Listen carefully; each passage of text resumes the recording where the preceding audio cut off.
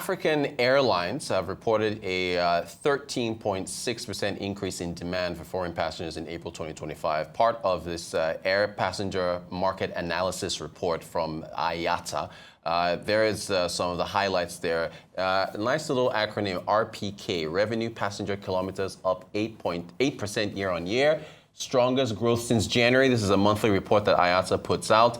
Also on the international level, that grew by 10.8%. All the regions posted growth, Asia and Africa leading the way. Our guest joins us from London, the CEO of 13 Weeks Travel, Bolupe Maborukoje. I think I got that correctly now. And your name, I understand, my producer just told me your name literally means don't spoil my name. Is that correct? That's right. It's a beautiful name, and yes, absolutely. Good. All right. So I was guilty earlier when I teased you, but I think I got it correct. Good morning to you. Thank you so much for joining us. So what do you make of this being the strongest growth we've seen in April since January, I guess, since the beginning of the year, with respect to what IATA is reporting here on this growth in passenger travel? So the 8% year-on-year growth in revenue passenger kilometer is the strongest since January. And this is significant. It tells us that the confidence is back in the skies. For Africa and Asia, letting this growth means that more travelers are moving, not just for leisure, but for business and cultural reconnection. It's a vote of confidence in aviation and the rebound that we have all been waiting for. And so, so looking at the chart now, even I think it's just below the seasonally adjusted average. So you would say the same thing for the 10.8% growth in international passenger traffic as well, yes? Absolutely. So the 10.8 international growth isn't just a number. It's the main engine behind the aviation rebound. More people are flying globally again. Africa is part of that momentum. It reflects stronger cross-border mobility, tourism, recovery, and business travel. It is a good indicator that the world is opening up again, and Africa is right at the center of it. There's also another acronym I like there, this PFL, I think it's passenger load factor. And Asia, the Asia Pacific region recorded the highest there. In fact, we just had an election in South Korea, and a number of aviation CEOs were asked about the outcome of the election and how important South Korea is to the Asia Pacific and travel and so on and so forth. What do you make of the Asia Pacific region recording the highest passenger load factor? So the Asian Pacific top performance with 84.1% passenger load factor is not only that the planes are getting fuller, but it means that the airlines are operating more efficiently. I mean, you just have to look at what they are building out there in Asia. Look at the amazing airports, the Doha International Airport, the Ahmad International Airport, they're all going, behind, and they are making such an amazing progress. There is this balanced demand, and the capacity it works incredibly well. And that's the benchmark for other regions as well. Now, so that's interesting. So we've got the absolute value, but then when we look at the year-on-year growth for passenger load factor, Asia is actually, we just had the chart up there, Asia is actually behind Africa. I think that's even the lead story why we're even talking about this. Yes. Africa, Middle East, Latin America. So as far as year-on-year growth for Africa, that 14% growth in passenger load factor, what are you attributing that to? So this is Africa's moment. This is the time for Africa. And that 14.2 PLR growth is driven by the rising inter-African travel. It's the increase in the diaspora coming back to Africa, looking for smarter ways and smarter rules. And also the regional carriers are developing more routes, which makes it easier. It makes accessibility possible for intentional travel across Africa. All right, but I mean, the Middle East is up there as well. I mean, I don't think we can discuss travel without talking about the UAE and Dubai. I mean, the Middle East was right behind Africa with, so Africa has 14.2%. Middle East saw 11.3% growth. Is Dubai still the main attraction for tourism in the Middle East? So Dubai remains a magnet, but Middle East they are, opening up. Qatar, after the World Cup that happened, has really opened up. Saudi Arabia is not far behind. Oman is also stepping up in tourism. There are lots of, amazing business opportunities in the Middle East region at the moment. And this makes it, even though Dubai remains at the top, but other areas are opening up. Qatar is opening up definitely. More people are seeing Qatar as the place to go. The visa applications is less troublesome as well. So it has opened up the business. It's opened up commerce. It's opened up connectivity as well. Now, President Trump was just in the Middle East. He went there on the whole tour through much of those regions that you mentioned. Qatar being, he also got a plane from Qatar. But I want to read you this quote on economy. Look, I'm not even a proud person. I fly economy. There's nothing. I'm not. I could fly business class or first class if I want to. But I don't know. Maybe it's my upgrade. I'm used to flying economy, right? But I want to read this to you out here. Economy class led international air travel growth. Over 90% of international air travel takes place in economy and premium economy classes. In April, these cabin classes drove international market growth with a 12.2% year-on-year increase. Latin America Airlines led with 15.6%. And then there's Asia again, followed in second place with 15.3%. Other regions also saw expansion in economy class between 10 and 15%. And it's referring to a chart 6. And I think we have that chart as well, showing that growth in economy. So is it, there's the chart. So do people just want a good deal? People like me, when we fly, what's your view on economy, still driving growth for international travel? Absolutely. The chart confirms what I see on ground. Economy and premium economy are where the volume is. Across every region, from Africa to Asia Pacific to Latin America, economy class has seen significant year-on-year growth in revenue passenger kilometers. People want value.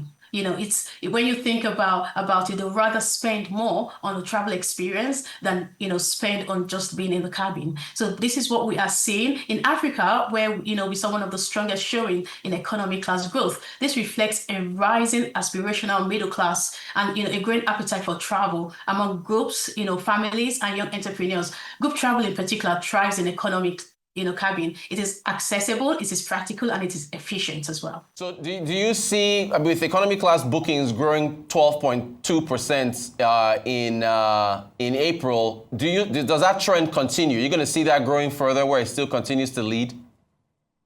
Yeah, absolutely. So the 12.2 growth in April reflects stronger demand. And if you think about it, we are going into the summer months, and in the summer, we usually get the most increase with a lot of schools in North America, the United Kingdom. They totally shut down for the summer holidays.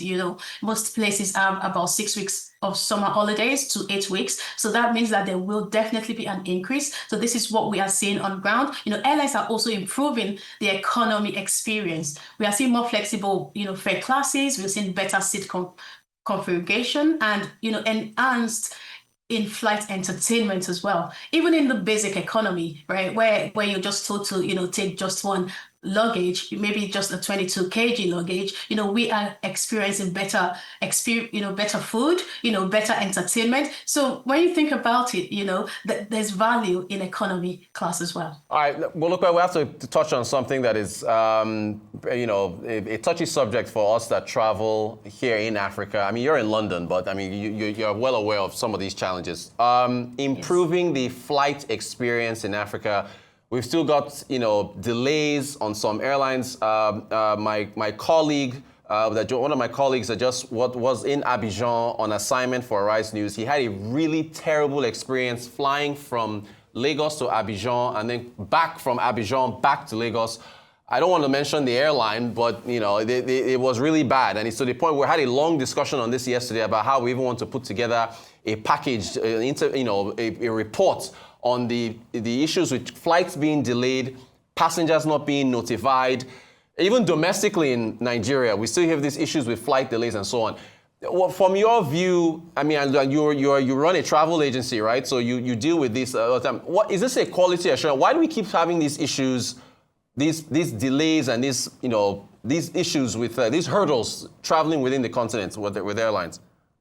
Yeah, absolutely. Flight delays, especially when it happens consistently, reflects a deeper quality assurance and accountability issues, within the aviation ecosystem. As someone who works closely with clients traveling in and out of Africa every time, I've seen the impact of these delays, and not just on plans, but also on the trust in the system, and that is why I always say we must speak up. We must not suffer in silence. If you've had a horrible experience, you need to speak up. You need to let other people know. And when we speak up, we start making sure that, the people in charge, they start taking note, and they start, looking at ways where we can be compensated. We have, the reporting delays, but when we start demanding for compensation, when we start demanding, and sharing our experiences publicly, it pushes the airlines and the service providers to improve. These conversations, like the one we are having just now, it raises awareness and makes room for reform, for the reform that needs to happen. Just like you said, there's a lot of stories, that we get from our clients as well about what's happening in in the African ecosystem, and it needs to stop. It is not acceptable, Africans, they deserve the respect, just like every other person, and we've also seen where the foreign airlines and even domestic ones, sometimes they treat African routes with less urgency. That has to change. We must demand the same standard of excellence. We must see, what we see in Europe, in the UK, or in Asia, we must see that, African travelers deserve nothing less. Absolutely nothing less. What about regulators? Like, what do you think the role, like back in it was January of this year, the US Department of Transportation fined JetBlue Airlines $2 million for what it called chronic flight delays. JetBlue pushed back on it or whatever, but it was a $2 million fine. So is there a role for regulators, at least on the different African countries where these flight delays happen, to step in and penalize these airlines for these delays? Well, of course, we won't know of that if customers don't complain. So your point about making complaints is very valid, but regulators surely have to step in here, right? Absolutely. The regulators have a vital role to play. They must move from passive oversight to proactive protection of passengers. Take, for example, the Airpeace Lagos to London route. We have far fewer delays on that route compared to the Lagos to Abuja route. And this is not accidental. It is because the UK regulators enforce strict standards around flight punctuations, passengers' rights, and airline accountability. This is what we want to see across Africa. We want a situation where regulators are demanding, for accountability. They want to make sure that the customers are put first. In contrast, the enforcement is quite weak across Africa. And, we have passengers that often feel they have no recourse. They feel that they cannot make a complaint. And, sometimes the complaint just end up, on the pages of social media. But actually, we need to make sure that when we are making complaints, we are pushing forward. This is what the regulators need to do. They need to publish the delay data for transparency. We need to see a situation where they are fining airlines, just like you mentioned, the JetBlue that was fined, $2 million. We need to see that happen in Africa. We need to see that there's a mandate for compensation for affected passengers. And above all, we need to engage with travelers and the travel business to understand the real world challenges. Sometimes, it always boils down to, the airline is not safe. But actually, it could be something, it could be delays that are due to someone's inefficiency. So we need to fish out the people that, that are lacking in their productivity, and make sure that it doesn't affect the bigger picture, which is the consumers. Bolupe, my final question. Well, how do you see summer travel this year? We're getting up on summer is coming up. People, do you expect good business? A lot of people will be traveling this summer. Absolutely. The summer holiday time is a good time for families and, business people as well to go around the world to see what's out there and to, rest. We are advocates of rest, and we know that everyone likes to work hard, and why not? But we always say every 13 weeks, take a break. It is so important. And the summer holiday time is a good time. We have seen an increase in business for the summer holidays. It's one of our biggest periods, and that is what we want to see across board. We want to see more travel out of Africa during the summer. I know that because, Africa is, always up, but we want to see people moving from Africa, going to explore other places in the world during the summer holidays. Bolupe Maborukoje, thank you so much, CEO of 13 Weeks Travel, for joining us to talk about the travel sector as a whole. I appreciate your insights. Really, really grateful for that. Thank you for joining us from London.